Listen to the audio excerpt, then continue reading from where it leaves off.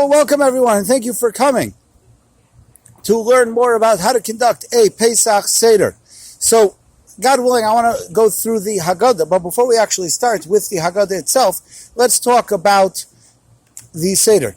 So, the Seder begins, and we want to hurry right away to start the Seder. And the reason why we want to start the Seder as quickly as possible is because the Torah tells us that the main focus of the Seder is supposed to be the children.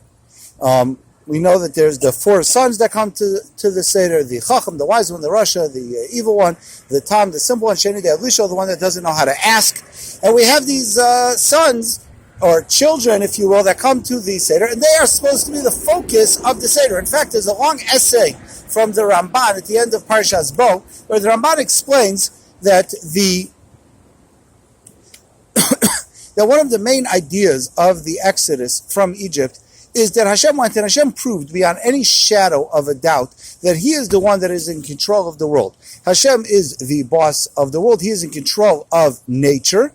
And as such, being that Hashem is in control of nature, so He has proven beyond any shadow of a doubt through the 10 plagues that Hashem Himself goes and Hashem controls the world. So being that Hashem controls the world, so somebody might think, some schnook might go and say, God, if you're out there, then I want you to prove it to me. I want you to prove that you truly exist. So says the Ramban that after the plagues, so Hashem says, just because you go and you say, I don't believe that you're around, you got to give me a sign. Hashem says, you want a sign? Open up the book of Exodus, start reading through the plagues, and you'll see what I can do. I don't need to go every single time somebody demands that they want a sign, and I have to prove for them a sign. So we have a tradition that was given to us from our teachers and from our parents, generation after generation, that in fact there was an Exodus and that we left Egypt, and Hashem proved how much He cares for us, how much He loves us, and the plagues that He brought upon the Egyptians. So as such, in any future generation, if somebody wants to know a sign, what they should do is they should open up a Chumash and they should learn about everything that Hashem did, and that should be sufficient for them as a sign. But this needs to be transmitted from generation to generation to generation. So therefore, the main night to do this is Pesach night. And that is why it's so important to have a Seder where one goes and transmits the values and transmits to their family the fact that Hashem is the one that is controlling the world, and that there is no such thing as nature, and that Hashem, as the boss of the world, controls everything. And if there is such a thing as nature, that's only because Hashem set the rules of nature in place. Now, being that we want to make sure that we transmit these values, there's a concern. The concern is that the children might fall asleep. And therefore, you're going to be all pumped up, all excited to transmit the message, but the children will be sitting there sleeping. So therefore, there are certain things that we go out of our way to do Pesach night to ensure that the children stay interested, to ensure that the children don't fall asleep, because we want to keep them interested and excited about the Seder. So one of the things that we do is we make sure to start right away. In other words, there's a special mitzvah to not dilly-dally. When shul is over, assuming that people are able to go to shul Pesach night and they're not home because of coronavirus, but as soon as shul is over, or as soon as one finishes davening at home, they're supposed to start the Seder right away, to not delay. Because if you delay, then the longer it takes to start, the more tired the children are going to be. Now, of course, we also want to encourage them that Erev Pesach in the afternoon, that they should go and they should take naps, because if they take a nap, then they'll be more awake for the Seder. I remember one year, my mother wanted to help me become ready for the Seder, and I couldn't fall asleep. I was a young child, maybe, 8, 9, 10 years old. I couldn't fall asleep. So finally she said, you know what, I'll give you some wine to drink. And if you drink some wine, so then maybe that'll help you fall asleep. And even the little bit of wine that she gave me didn't help, and I didn't get tired, and I didn't fall asleep. Then there was a concern that, so not only did I not have a nap, but besides for not having a nap, I also now had alcohol in my system, and I was going to be tired. So I don't know, my recollection is that I survived anyway, and that I was awake for the Seder, thank God. But we want to do whatever we can to ensure that all the children are going to be awake and alert for the Seder. So we want to start the Seder as quick as possible. Additionally, there are certain things that we do during the Seder to pique the children's interest and to keep them interested during the course of the Seder, because that way, as the Seder progresses, they won't get bored, and they'll realize that you're constantly talking to them. And we do certain changes during the Seder, and the reason why we do these changes is to make sure that they stay interested over the course of the Seder. So, for example, the Talmud says that parents would go and they would have these. Back then, I guess this was exciting. They had klayos v'agozim, like walnuts, that they would give the children. And the children would say, "Oh, wow, why do I get walnuts tonight?" And the parents would say, "Oh, because tonight's a special night. Stick around. You never know what else you might find going on."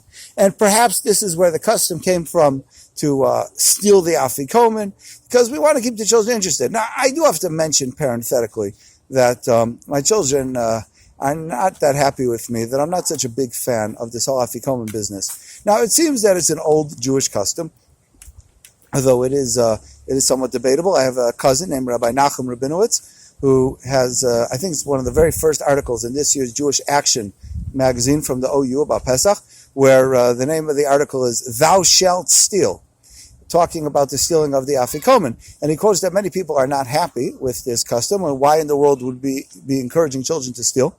But that's not what bothers me so much. The reason why I'm not such a good sport about it is because they then get distracted and they spend the entire Magid, when I want to be imparting all these lessons that we were talking about, they spend that time searching for the afikomen. I don't want them searching for the afikomen. I want them listening to the lessons that I'm trying to teach them. So, but the idea behind it would be that you want to keep the children excited. You want to keep the children interested. You want them to know that tonight you never know what's going to happen. All types of exciting things happen tonight. And therefore, stick around and you might actually learn some things. And hopefully I will fulfill my mitzvah of teaching you about the Exodus.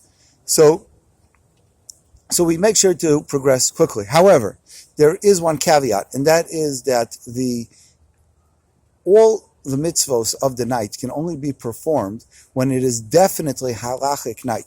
Now, when is it definitely halachic night? So this is, of course, a matter of great debate, but for our purposes, let's say that would be when the stars come out. When do the stars come out? That didn't answer the question. So we say here at Eitzchaim 43 minutes after sunset. So if 43 minutes after sunset is when we can make Havdalah, when we can start driving or doing non-Shabbos activities on a Saturday night. So too, that would be the same thing over here. So you would have to check your calendar when is sunset for the night of Pesach, and 43 minutes after that is when the mitzvahs start. Now, it happens to be that one of the mitzvahs that we have Pesach night is to drink 4 cups of wine. And Kiddush is the very first thing that we do at the Seder, is making Kiddush. And being that one of the 4 cups of wine is one of the mitzvahs of the night, that can only be performed after it is already the nightfall, halachic nightfall, when the 3 stars have come out. So therefore, as much as we want to rush, but you're not really supposed to start your Seder before then. So if you, if you're ready to start your Seder, especially this year, if you're not going to shul and you're davening at home, so you may be itching to start. So I don't know, if you have a Dvar Torah that you want to say about Kiddush, so that would be perfectly permissible. If you have some type of cantorial chant that you sing for Kadesh Urchatz Karpas Yachatz, so then that would also be okay to do before the 43 minutes after sunset, before it's halachic nightfall. But to actually make Kiddush, you would have to wait until you see on the clock that it is halachic nightfall. So we want to make sure that we start right away. Therefore, it is definitely preferable if the table is set already on Erev Pesach in the afternoon before the holiday starts. Everything that we can do to prepare beforehand should be done to prepare it beforehand. So, for example, setting the table, grading the maror, preparing the salt water for the karpas, whatever if you want to start preparing the matzos, perhaps, whatever we can do so that when the time comes, we're not going to be saying like, oh no, who remembers where we put the Kiddush cups or whatever it is. Because we want to move as quickly as possible, all that should be done quickly so that when the time comes, we can move quickly. And then we start with Kiddush. Kiddush is the first of the 4 cups. Now, there is a big debate, a big question. What does one need to drink to fulfill the mitzvah of the 4 cups?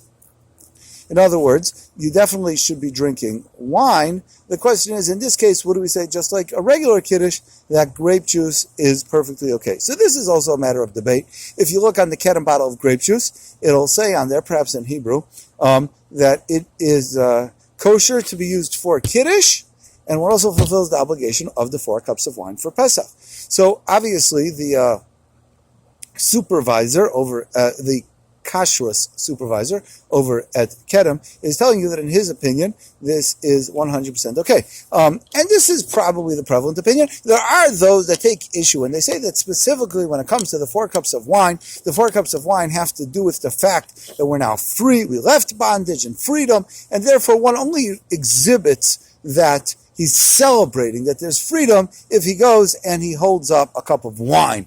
But grape juice, it just doesn't do it. And therefore, people take issue. Now, I really, really dislike wine.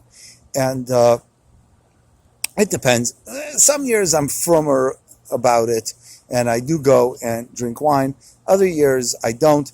The problem is that the wine just doesn't agree with me. So if I'm going to drink the wine, then I'm always afraid that it's going to come at the expense of the other mitzvos of the night, because I'm going to be a little bit out of it. So that's always my debate. If I should go, and it's worth it for me to drink the wine, to be strict about this, if it might be coming at the expense of something else. So some people drink wine, some people don't drink wine. You actually don't have to drink that much, because you have to have a cup that holds a revius. A revius is a halachic measurement. Now, it's a big debate. It's a big debate how much that is. According to the lenient opinion, it's 86 milliliters, which is, I think, about 3 ounces. If you follow the really strict opinion, it's 150 milliliters, that's the Chazon Ish, which is more like 5 ounces. So you don't have to follow the strict opinion. It might be better to follow the more lenient opinion and drink wine. And you don't even have to drink the entire cup. You only have to drink a majority of the revius. So let's say you're following the opinion that it's 3 ounces, so then you would only have to drink like 1.6, 1.7 ounces of wine to fulfill the mitzvah. So there is an idea, some people that want to drink the whole cup, but it's definitely not necessary. So, and the truth is, it's really not that much. So one could go out of their way to get a smaller, if there are those opinions. This is a stringency, but once we're on, I'll mention it. That say that specifically on Pesach that one should also drink a majority of the cup. So if you follow that opinion that you should drink the majority of the cup, then you would want to make sure that your cup only holds the smaller measurement of a revius. In other words, if you get a cup that holds exactly 3 ounces, so then you drink a majority of the cup, which is also a majority of the revius, and you're golden. But if you have a 5-6 ounce cup, so then if you want to be strict, then you would want to drink the majority of the cup, in which case you're going to be drinking much more wine. Yes, Sim? If the whole point is that it's making you happy or whatever, and you're drinking wine, it's more special. If you don't like wine, wouldn't it be worse to drink wine? This is a good question. What do we call happy? Does happy mean what I call happy? Or does happy mean what people typically refer to as happy? So it seems that even though one would argue, and I tend to feel the way that you feel, but sorry, a little bit buggy out here. It seems that halachically we do view it as that it's how generally the world views it. So even if a guy doesn't like it, in fact, the Gemara tells us that there was a certain rabbi in the times of the Talmud who would drink wine to fulfill the mitzvah of the 4 cups, and he would have a headache from Pesach all the way until Shavuos. So every day of Sfira he would be counting. Today is 1 day of Omer and 2 days to my headaches. Today is 3 days of Omer and 4 days. So, he didn't count that in his Omer. But it gave him a headache, and the headache lasted for so long. Now the question is this Gemara a proof that one does not fulfill the mitzvah with grape juice. Because why didn't he just go and drink grape juice? So the answer could be there's not necessarily proof, because back then they didn't have the same systems that we have today, and grape juice only existed if you went and you squeezed fresh grapes, and then that was it. You had your fresh grapes. But today, where they have this system where they pasteurize it and then they put it in bottles and it doesn't spoil, so you can have grape juice that's been sitting on your shelf for a year. But back then, the only way to drink grape juice was if you squeezed it, and then it would spoil very quickly. So it could be that the reason, or if it wouldn't spoil, it would ferment and it would turn into wine. So it could be that the only reason why he didn't drink grape juice is because it wasn't available. It's interesting because in class we learned that when you're making challah, if either you can make a large batch and freeze it and you can take off challah, or if you like it better fresh, you can make it fresh every week and not take off challah if that's what you like better for Shabbos. So I would think that Yontif is more lenient things than Shabbos, but the Pesach they should be better than, it should be a little bit nicer. And so I would think that it would be, that would apply to there. If you like it better that way, then that should... Yeah, it's a good question, but it's not exactly the same, because there's a mitzvah when one goes and bakes to remove challah, but you avoid the obligation in the first place. It's just a nice thing that when you bake on Friday, that you should take off challah, but it's not an obligation. So because it's an obligation, it's not a good comparison. If you're going to be here, you have to be quiet. Okay, say hi to everybody. Now you have to be quiet. So that is as far as going for making Kiddush. So when you make Kiddush, you want to make sure that you have wine or grape juice. You have the proper amount in your cup. Now, when you drink the wine or Kiddush, so there's a special mitzvah on Pesach night to recline. Now, the mitzvah is to recline to the left. Now, the Gemara seems to give, depending on how you understand the piece in the Talmud, two reasons why we recline to the left. The first reason why we recline to the left is because you got to drink with your right hand. So if you have to drink with your right hand, so then that's the hand that you're comfortable with. Obviously, for lefties, this would be complicated. But when you recline, so then you're going to be using your right hand to drink. So that's why specifically you would want to recline to the left so that your right hand is available to drink with. The other issue, says the Talmud, is that we have the windpipe and we have the food pipe, and we always want to be careful that, thank God Hashem created it, that the food goes down the food pipe, and when we're drinking or eating, the windpipe stays covered. Every once in a while, for some reason, the windpipe becomes uncovered, and then it goes down the windpipe, and then we start to choke. So it seems that the Talmud was concerned that when you lean specifically to the left, that causes the epiglottis, the cover over the windpipe, to become dislodged, and therefore it would create a danger. If you lean to the left, then everything is going to be safe. But if you lean to the right, then that would cause the epiglottis to become removed, and then you might inadvertently cause the wine to go down the windpipe, and then you would choke. Now, what would be if somebody's a lefty? So if it was only because of the first reason that we want you to be comfortable, and be able to use your dominant hand to be able to drink with, so then obviously a righty would lean to the left so he could drink with his right hand, a lefty would lean to the right rather, so he could drink with his left hand. But based on the other reason that it has to do with danger, it has to do with where your food pipe is, where your windpipe is, and it might become uncovered, and then the wine might go down the windpipe, and therefore it would be dangerous. Therefore, we told lefties that you also must lean to the left. They're going to be uncomfortable. So the answer is, yeah, you're right, you are going to be a little bit uncomfortable, but at least you're not going to choke.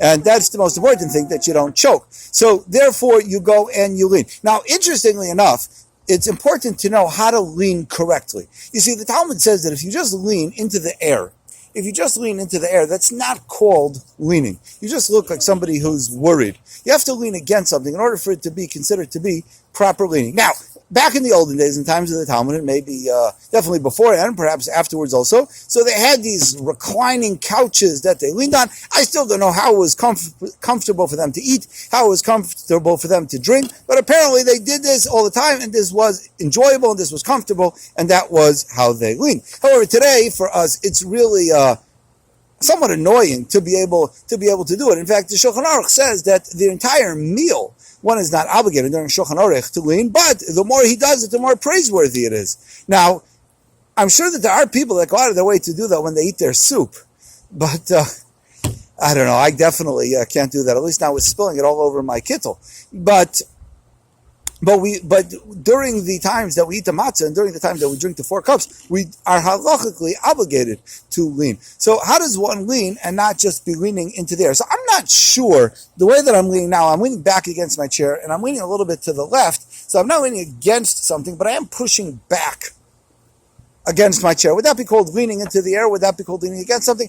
I'm not sure. What I do, and I find it to be the most useful, is that I pick up my chair and I turn it on its side.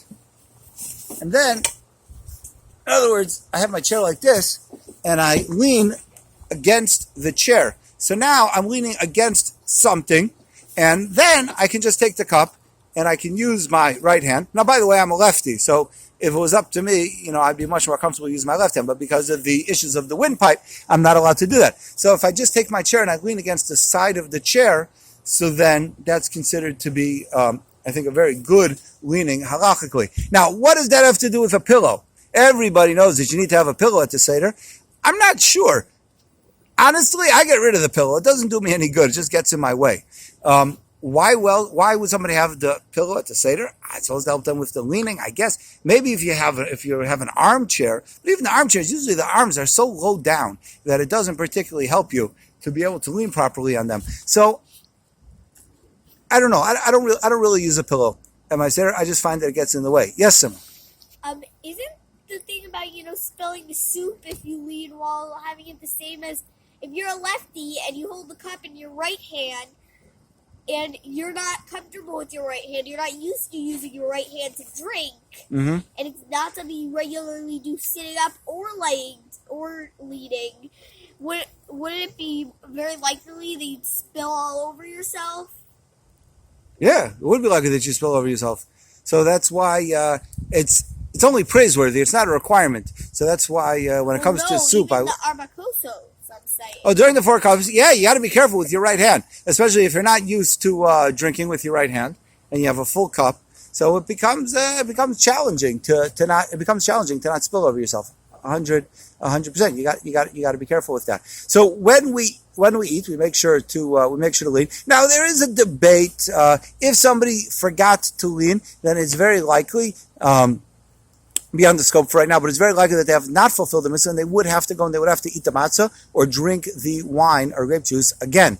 I'm always worried with my children that they get so excited about drinking all these cups of grape juice that they're going to specifically not lean, and then they're going to say like, "Oh, whoops, I forgot to lean. I'm sorry. You need to pour me some more." But we don't really want to have that happen to us. So you got to make sure that you remember to lean. Otherwise you have problems. When it comes to women, so women is more of a debate, and I believe that the halacha is that if a woman forgets to lean, we would not tell her to eat or drink again. But with men, for sure we do. It gets a little bit tricky because of the fact that there is one opinion that says, "What are you talking about? Leaning? How in the world does leaning show any sign of freedom?" That's I'm sorry, in the middle of something. That's in the olden days, and I'm sorry about that.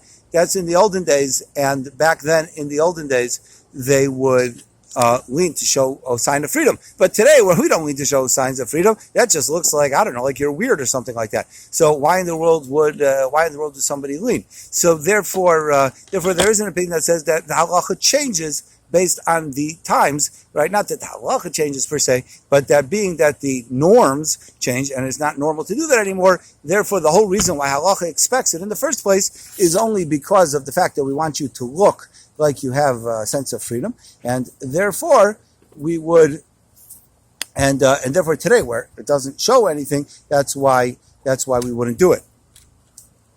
Now, one last thing for tonight, and that is, let's talk a little bit about the Seder plate. So when it comes to the Seder plate, there's two basic opinions about the Seder plate, and I don't know. I follow the custom of the Arizal. I think many people follow the custom of the Arizal. Well, I don't know. It goes both ways. So the Arizal, everyone, but what do we have on our Seder plate? So we have the ziroa, the roasted shank bone, and the beitza, the egg. Now, some people just have a regular hard-boiled egg. Some people also roast after they hard-boil it. They also roast the egg also. Now, the reason for the roasted shank bone is because one of the saddest parts of our Seder is that we're supposed to be eating roasted lamb. We're supposed to have a carbon Pesach. But we don't have that Paschal offering anymore at our Seder. So as a remembrance for the Zeroah, the shank bone, as a remembrance for the carbon Pesach, rather, that's we were supposed to be eating, and the halacha is that a carbon Pesach must be roasted. It's not allowed to be cooked or baked or anything like that. So therefore, well, I don't know, baked might be similar to roasted, but it has to be roasted. So to remember the missing roasted carbon Pesach, that is why we go and we have the Zeroah as a remembrance. In fact, another thing that we do is we are not allowed to eat any roasted food at the Seder, even during the meal, even a Shulchan Aruch, because we have to remember that we don't have a carbon Pesach. We don't have roasted. In the times of the Haggadah, though, in the times of the temple, rather, they did have roasted meat, and that's what the Zohar reminds us of. Reminds us of the missing carbon Pesach. So obviously, in the times of the Beis Hamikdash, they didn't have a roasted. They didn't have a Zohar to remember the carbon Pesach. Did they actually have carbon Pesach on their Seder plate? I don't know. It's a good question. Maybe they cut off a piece and they put it on the Seder plate. Very likely. I don't know. And then there was now today we don't eat the roasted shank bone at the Seder because, like I said, we're not allowed to eat any roasted meat. Then we have the egg. The egg reminds us there was another carbon that they would bring, another sacrifice, and that's known as the chagiga. It was a holiday offering that they would bring, and they would actually eat that for the main course. You see, the halacha is that the carbon Pesach is dessert, the same way that today the last thing that we eat is afikomen. Afikomen is to remember the carbon Pesach that we used to have. So back then they would eat the they would eat the carbon Pesach for dessert. So, but the halacha is that it needs to be eaten where you're mostly full. It's like the last thing that you need to just fill you up. So what are you going to eat then for the main course if your dessert is going to be your roasted lamb? So you need to have other meat that you would eat for the main course. So to remember that missing meat, that carbon called the Shamei Chagiga, that's why we go and we have the egg, to remind us of that. Now, it does say another reason, and that is like this. There's an interesting type of, I don't know what you want to call it, a code that we have called Atbash. Atbash means that if you take the letters of the Hebrew alphabet and you line them up, and you have Aleph, and then you go to the last letter, and underneath you have a Tuf, and then the second letter is Beis, and the second to last letter is Shin, and the third letter is Gimel, and the third to last letter is Resh, and then Dalid, and Kuf, and Hey, and Sadi. So this is known as Atbash. In other words, you could actually go, and every time that there's an Aleph, it connects somehow to Tuf, which is the last letter. Every time there is a Beis, it connects to Shin, and this is used every once in a while for some type of hint. Well, it happens to be that the first day of Pesach, Aleph, also corresponds with Tuf. Tuf in this context stands for Tisha B'Av, and in fact, Tisha B'Av falls out every single year on the same night as the first night of Pesach. So there seems to be some kind of connection between Tisha B'Av and the first Seder. And therefore, we have a remembrance of Tisha B'Av at our Seder, as interesting as that sounds. And right before Tisha B'Av, we always have that last meal where we eat ashes, and it's customary to eat an egg at that last meal. So therefore, some people say that's why we have an egg on the Seder plate, also to remind us specifically of Tisha B'Av. Now, all of the other things that are on the Seder plate are things which we're going to use during the course of the Seder. We have the maror. If you have two types of maror, so then you have both the romaine lettuce and the horseradish on your Seder plate. We have the we have the karpas. All the different things that we're going to eat, we have on our Seder plate. And depending on what your custom is, you arrange your Seder plate accordingly. The Vilna Gaon was of the opinion that you should not pass over any mitzvah, even though it's the holiday of Passover. But in general, the rule is that we don't pass over mitzvahs. And therefore, you should set up your Seder plate so that the things that you need first are in front of you. And as you go, that's when the things become available. So whatever you're going to need first is going to be on the bottom. So the very first thing that you're going to need for your Seder plate is going to be the karpas, is going to be the salt water. So that would be on the bottom. And that's the rationale for how he sets up his Seder plate, so that whatever you need first is there right away waiting for you, and you're not going to have to pass over any mitzvah in order to get to a different mitzvah.